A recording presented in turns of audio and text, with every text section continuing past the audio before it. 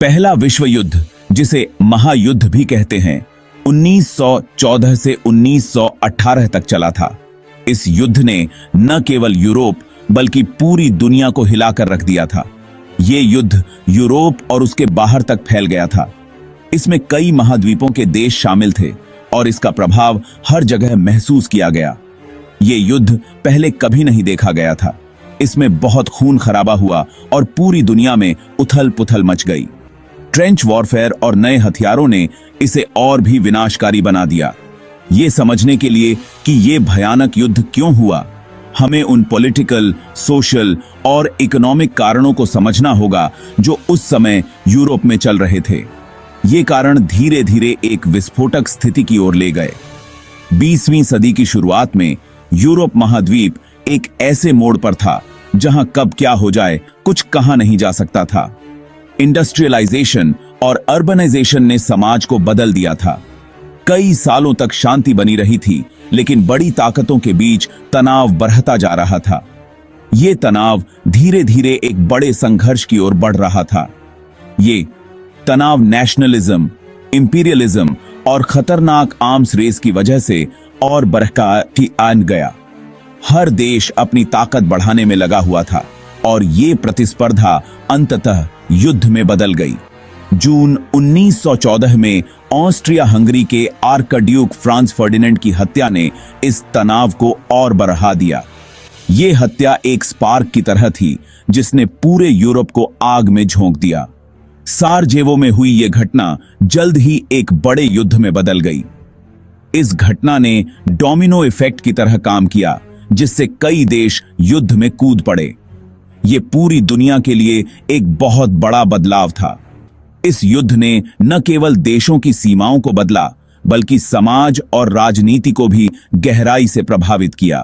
पहले विश्व युद्ध के पीछे एक मुख्य कारण था अलायंसेस, यानी कि गठबंधन। ये गठबंधन यूरोप में पिछले कुछ दशकों से बन रहे थे।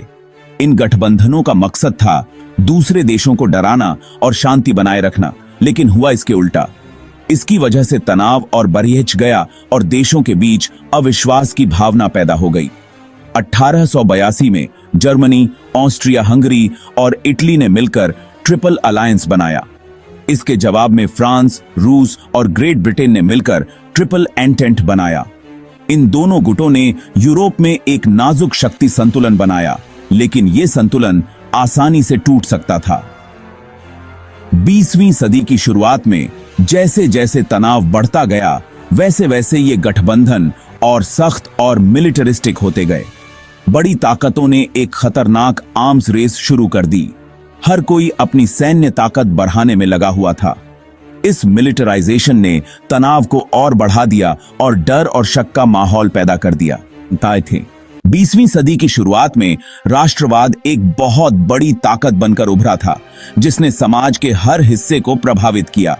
यह केवल एक राजनीतिक विचारधारा नहीं थी, बल्कि एक सांस्कृतिक और सामाजिक आंदोलन भी था, और इसका पहले विश्व युद्ध में बहुत बड़ा हाथ था। राष्ट्रवाद ने लोगों को अपने देश के लिए लड़ने और बलिदान देने के लिए प्रेरित किया।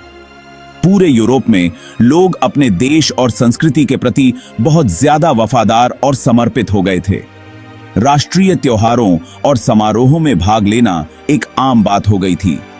इस राष्ट्रवाद ने लोगों में राष्ट्रीय एकता और स्वतंत्रता की इच्छा पैदा की, जिससे समाज में एक नई ऊर्जा और जोश का संचार हुआ। साथ ही दूसरे देशों के प्रति प्रतिद्वंदिता और शक की भावना भी पैदा की।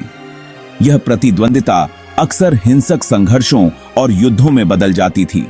साम्राज्यवाद, यानी दूसरे देशों पर कब्जा करने और अपनी कॉलोनीज बढ़ाने की होड़ ने भी यूरोप में तनाव बढ़ाने में योगदान दिया। यूरोपीय शक्तियां अपने साम्राज्य का विस्तार करने के लिए एक दूसरे से होड़ कर रही थीं। बड़ी ताकतें अफ्रीका, एशिया और प्रशांत क्षेत्र में कॉलोनीज के लिए आपस में लड़ती रहीं, जिससे इन क्षेत्रों में भी संघर्ष और अस्थिरता फैल गई, क्योंकि उन्हें कच्चा माल, अपने सामानों के लिए बाजार और दुनिया में अपनी धाक जमाने के लिए जगह चाहिए थी। यह आर्थिक लाभ और राजनीतिक शक्ति का एक मिश्रण था।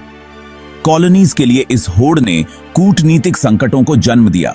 और बड़ी ताकतों के बीच प्रतिद्वंदिता को और बढ़ा दिया। यह प्रतिद्वंदिता अक्सर कूटनीतिक वार्ताओं और समझौतों में भी दिखाई देती थी। राष्ट्रवाद और साम्राज्यवाद पहले से मौजूद राजनीतिक तनावों और गठबंधनों के जाल के साथ मिलकर यूरोप में एक खतरनाक स्थिति पैदा कर दी थी। यह स्थिति धीरे धीरे एक बड़े संघर्ष की ओर बढ़ रही थी, यूरोप में एक खतरनाक स्थिति पैदा कर दी थी। इस स्थिति ने अंततः पहले विश्व युद्ध की नींव रखी, जो इतिहास का एक महत्वपूर्ण मोड़ साबित हुआ। भाग 4, चिंगारी जिसने आग लगा दी। आर्कड्यूक फ्रांस फर्डिनेंड की हत्या। 28 जून 1914 को ऑस्ट्रिया हंगरी के सिंहासन के उत्तराधिकारी आर्कड्यूक फ्रांस फर्डिनेंड और उनकी पत्नी सोफी की बोस्निया के साराजेवो में हत्या कर दी गई। हत्यारा गैव्रिलो प्रिंसिप एक सर्बियाई राष्ट्रवादी था, जो ब्लैक हैंड नामक एक गुप्त समाज का सदस्य था, जो सर्बियाई एकीकरण के लिए समर्पित था। फ्रांस फर्डिनेंड की हत्या से पूरे यूरोप में हलचल मच गई। ऑस्ट्रिया हंगरी अपने उत्तराधिकारी की हत्या से बहुत नाराज था। उसने इस हमले के लिए सर्बिया को जिम्मेदार ठहराया और उस पर कई सख्त मांगें थोप दी। सर्बिया अपने सहयोगी रूस के साथ बातचीत करने की कोशिश कर रहा था, लेकिन वह ऑस्ट्रिया हंगरी की सभी मांगों को मानने को तैयार नहीं था। फ्रांस फर्डिनेंड की हत्या ने यूरोपीय तनावों की आग में घी डालने का काम किया। गठबंधनों की जटिल व्यवस्था पहले से मौजूद पॉलिटिकल और सोशल कारणों के साथ इस स्थानीय संकट को एक महाद्वीपीय तबाही में बदल दिया।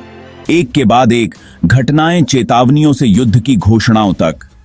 यह वह समय था जब दुनिया ने एक के बाद एक घटनाओं की श्रृंखला देखी, जिसने अंततः प्रथम विश्व युद्ध की शुरुआत की। फ्रांस फर्डिनेंड की हत्या के बाद घटनाएं बहुत तेजी से घटीं। यह हत्या एक चिंगारी थी जिसने यूरोप के पहले से ही तनावपूर्ण माहौल को और भड़का दिया। जर्मनी के समर्थन से ऑस्ट्रिया हंगरी ने 28 जुलाई 1914 को सर्बिया पर युद्ध की घोषणा कर दी। यह घोषणा एक स्पष्ट संकेत था कि यूरोप अब एक बड़े संघर्ष की ओर बढ़ रहा था। सर्बिया के साथ अपने गठबंधन से बंधे रूस ने अपनी सेना को तैयार करना शुरू कर दिया। रूस की यह तैयारी एक स्पष्ट संदेश था कि वह अपने सहयोगी का समर्थन करने के लिए तैयार है।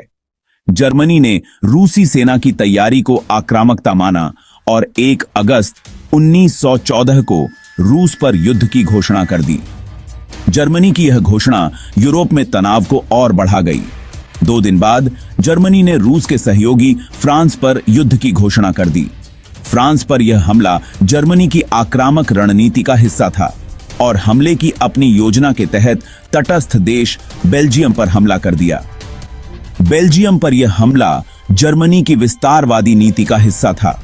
बेल्जियम की तटस्थता की रक्षा के लिए संधि से बंधे ग्रेट ब्रिटेन ने 4 अगस्त 1914 को जर्मनी पर युद्ध की घोषणा कर दी।